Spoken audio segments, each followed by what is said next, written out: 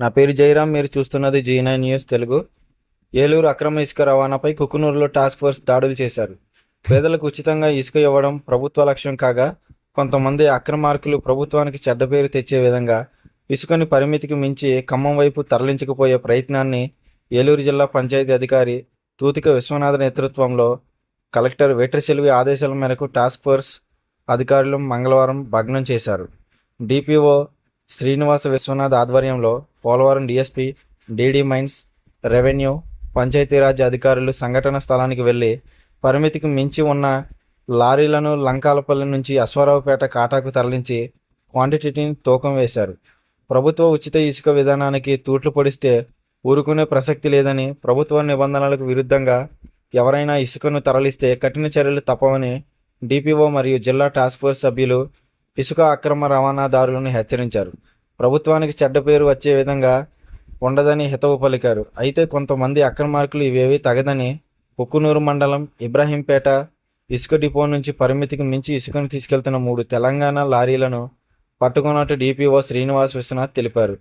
ఒకవైపు ముఖ్యమంత్రి చంద్రబాబు నాయుడు పేదలకు ఇచ్చే ఉచిత ఇసుక విధానంలో అక్రమాలు జరగకూడదని అధికారులకు ఆదేశాలు ఇవ్వడం ప్రభుత్వానికి చెడ్డ పేరు వచ్చే విధంగా ఉండదని హితవు పలికితే, కొంతమంది అక్రమార్కులు ఇవేమీ పట్టనట్లు ధనార్జన లక్ష్యంగా ఉచిత ఇసుక విధానాన్ని అక్రమంగా వాడుకుంటున్నారు.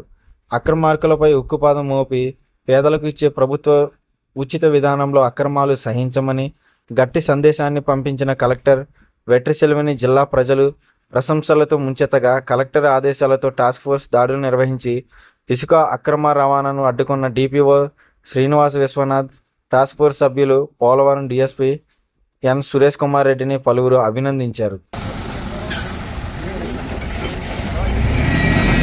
తెలంగాణ స్టేట్